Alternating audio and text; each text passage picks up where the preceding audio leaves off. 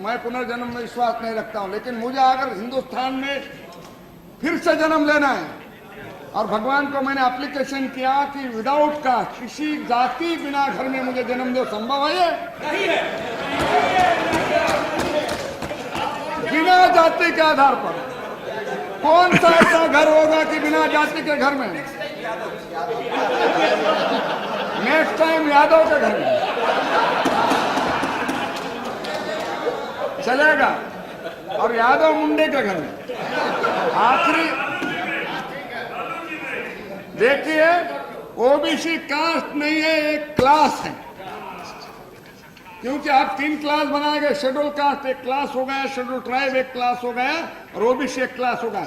Schedule caste बोले तो ये उसमें कहीं जाति आती है, शेड्यूल ट्राइब में भी कहीं जाते हैं, वो क्लास हो गया आज। और कॉन्स्टिट्यूशन ने अधिकार दिया, मैंने आपने नहीं, हमारे कहने से क्या होने वाला है? कॉन्स्टिट्यूशन में दलित और शेड्यूल ट्राइब और शेड्यूल कास्ट को आरक्षण दिया, ओबीसी को नहीं दिया पार्लियामेंट में।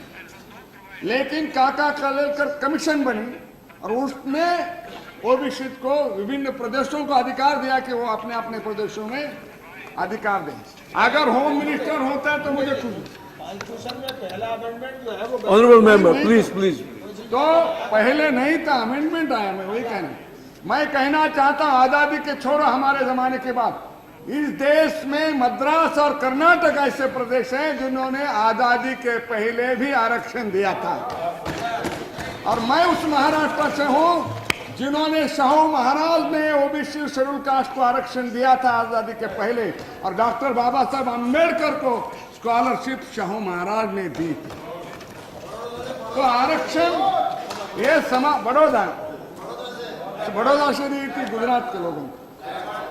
तो अध्यक्ष महोदय, ये कास्ट सिस्टम को आपके कोई सत्ता के कारण कुछ गड़बड़ हुआ ऐसा नहीं मानता हूं, लेकिन वास्तविकता है जात है जो कभी जाति नहीं। जिन्होंने ईसाई धर्म स्वीकार किया, जिन्होंने मुगलों के जमाने मुस्लिम हुए, वो जाति को लेकर वहां गए, वो जात नहीं कभी। और जाति के आधार पर हम जनगणना इसलिए आवश्यकता क्यों है? क्योंकि पिछड़ापन जाति से जुड़ा हुआ है, जाति पिछड़ेपन से जुड़ी है। जन्म के आधार पर पिछड़ेपन है, जन्म के आधार पर गरीबी है। वो पिछड़े हैं जो गांवों में रहते, जिनको पीने का पानी नहीं, जिनको सड़क नहीं, बिजली देखा नहीं, जिनको तन पर पहनने के लिए वस्त्र भी नहीं है, ये लोग पिछड़े हुए। अब 63 साल के आजादी के बाद भी आप उनको न्याय नहीं देना चाहते। जनगणना में ओबीसी का जनगणना में नहीं करना, ओबीसी को जस्टिस, सोशल जस्टिस नकारना। सरकार सोशल जस्टिस नहीं देना चाहती। डॉक्टर बाबा साहब अम्बेडकर, महात्मा ज्योतिबा फुले, शाहू महाराज नहीं होते तो ये वर्ग संगठित भी नहीं होते, वो अपनी लड़ाई लड़ने की ताकत भी नहीं रखते। और उन्होंने समता का विचार रखा, समानता का विचार रखा। हम एक रास्ता का समाज का विचार रखते हैं। हमारे देश में जातियां विभिन्न होते हुए गड़बड़ क्या है? अलग अलग जाति है, इसका मतलब क्या है? ये बुराई है या अच्छा है, ये सोचने का ये समय नहीं है। जातियां विविधता में अलग जाति, अलग वेश, अलग भाषा, अलग प्रदेश, फिर भी हमारा एक देश। इसलिए पिछड़े हुए वर्गों के देशभक्ति के बारे में आशंका जताना गलत। किसी भी काम के लिए वो तैयार है। वो पिछड़ापन सालों से, सदियों से है। उनको हम वेलफेयर स्टेट गवर्नमेंट में उनको न्याय देना चाहते हैं कि नहीं, ये सवाल है। और काका कलर के बाद मंडल आयोग आया, मंडल आयोग ने जातियां ढूंढी कितनी, 3743 इतनी कास्ट है, कितनी कास्ट है, उसमें उपजातियां हैं। अब इन्होंने कहा कि रोटी बेटी व्यवहार होता नहीं है, होना चाहिए। अरे भाई, जातियां इतनी है कि जयप्रकाश नारायण ने जाति तोड़ा आंदोलन किया, कई लोगों ने इंटरकास्ट मैरिज किया, मैंने भी किया। अब इंटरकास्ट करने वालों की एक अलग जाति हो गई, जाति तो नहीं गई। हाँ, तो जाति नहीं जाती। Please no cross talk. तो मंडल आयोग ने कहा है कि 52% ओबीसी हैं, और नहीं मेरे पार्टी का समय 52% ओबीसी है, उनको 52% आरक्षण मिलना चाहिए, लेकिन कोर्ट ने फैसला किया 50% आरक्षण। क्यों? वाई आरक्षण? जो लोगों को आज तक सोशल जस्टिस नहीं मिला, सामाजिक न्याय नहीं मिला, जो दूसरे के बराबरी के नहीं है, उनको न्याय देने के लिए आरक्षण आया। और उसके आरक्षण किस आधार पर दिया जाता है? केवल जाति के आधार पर ही आरक्षण दिया जाता है, इसलिए जनगणना आवश्यक है। अध्यक्ष महोदय, रेन के आयोग 2004 में अटल जी के सरकार में उसकी नियुक्ति हुई थी। उन्होंने 2008 हमारे अध्यक्ष सोशल वेलफेयर मिनिस्टर थी, उनको अपना रिपोर्ट दिया। उनमें ही ओबीसी जातियां आती। उन्होंने कहा 47% ओबीसी जाति उनको रेशन कार्ड नहीं है। कई लोग हैं उनके मतदाताओं में नाम नहीं है। और उन्होंने ये न्यूमेटिक ट्राइब के लिए नियुक्त किया था। ये रेन की जो रिपोर्ट है वो लागू नहीं की सरकार ने।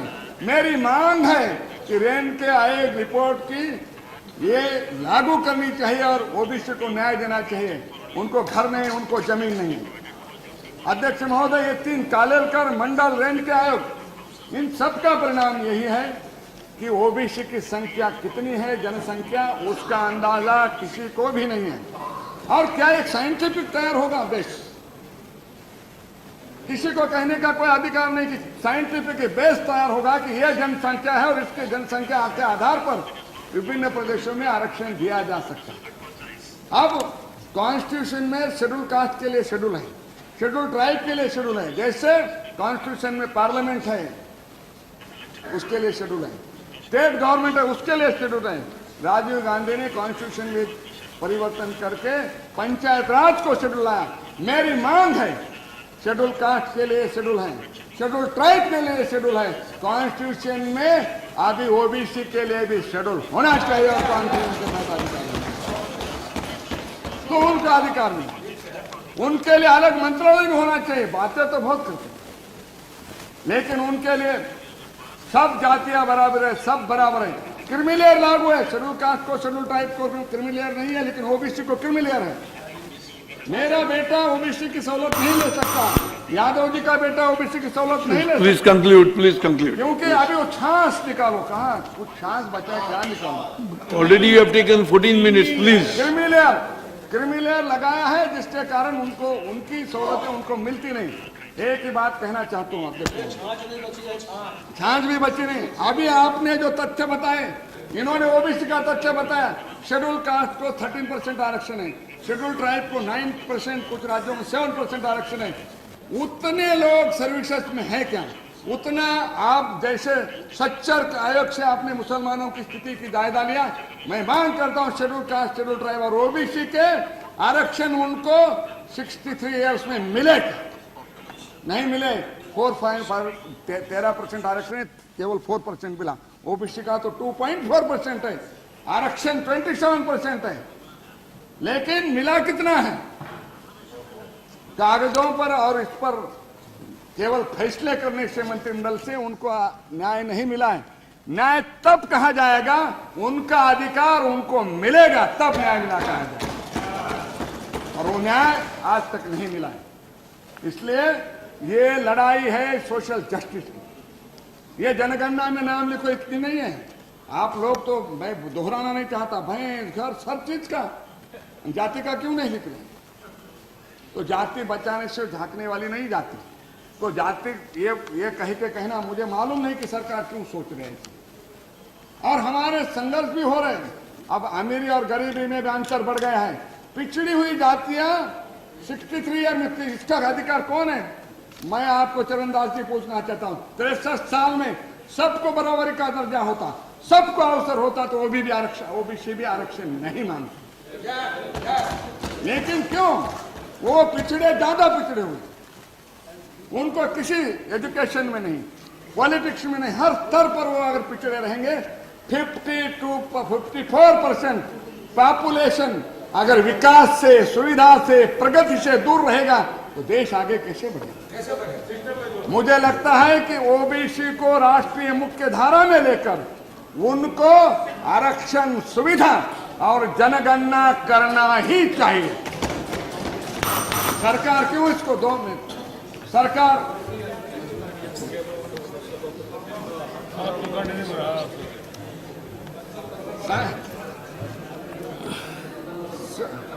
ओबीसी की जनगणना इसलिए हम मांग कर रहे हैं कि यह अवसर है सरकार को भी।